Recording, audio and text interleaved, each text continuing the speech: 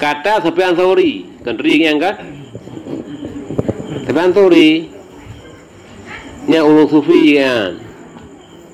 Yang cerita dalam sebuah riwayat nan, genyan gemo tapi mulai bentar tapi yang kiban kesalehan kanyan. Gede yang le kanyan. Gede le uru-uru le sahabat le murid-murid kanyan pakai pakai demo. Dengan gerusa. Kan. Lun kedosanya nak kira lah leo kan. Ya. Tapi yang lu takut su'ul khatimah. Maksudnya katanya hudib tamatnya lah kadang husul khatimah. Selama iman. Narusha. Tapi iman selamat. Jika Allah kehukum tamun neraka tu biyan. Kan? Na masa hukum manji. Tapi punya su'ul khatimah ada Abu Saleh tat tengok dalam hudib, Sufi tat tengok dalam hudib, Juku tat tengok dalam hudib, punya su'ul khatimah tetap kekal neraka. Jadi Allah lah hari sepanturi menjaga menu hukum hari sepanturi kan. Walaupun jumlah cuma ibadat. Ya, jadi kian karena hana sama jaminan. Allah hana pernah kejamin sepan surinya. Usul kalimah hana.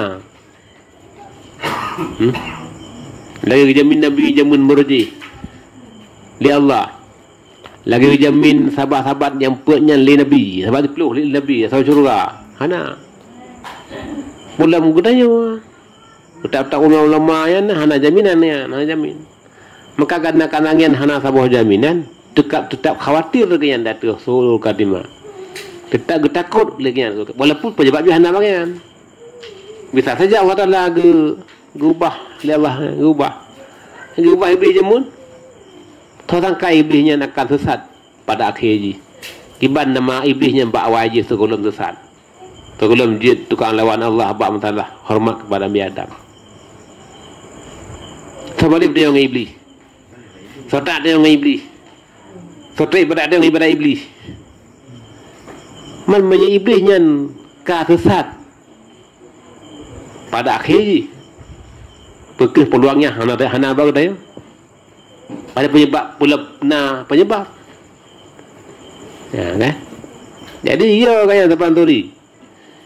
Ia kan yang gemo tapi yang bak tengok ke su'ul khatimah. Ia su'ul khatimah berarti ibadat-ibadat bunuh kan. Ibadat ulo malam. Berarti hodamnya hana adum pak madum nali. Gagal madum. Yang kenyan yang gemo. Nyan ada kalian dat sejarah ganyan ibadat ganyan. Tak baca-baca, tak dengar ibadat ganyan. Murid ganyan luar biasa. Taat saleh-saleh. Waliullah kan. Hana penyebab baganya secara lahir dia yang menyebabkan su'ul khatimah. Tapi yang paling ketakut. Kata ganyan. Man yang ketakut aja kan dia jatuh takut. Belum bagainya nak pirus. Yang dia ke menyebab ke su'ul khatimah.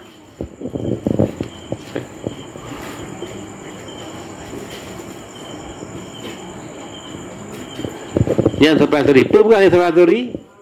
Apa kedua yang berji? Awal yang imun syafi'i. Bukan. Haza zamanus sukut wa mulazamatul buyut. Inilah masa burji, masa diam daripada berkata-kata. Nyokawate iembek tak terpegah apa palau tu burji. Kata lebih tu dengan kau ikut.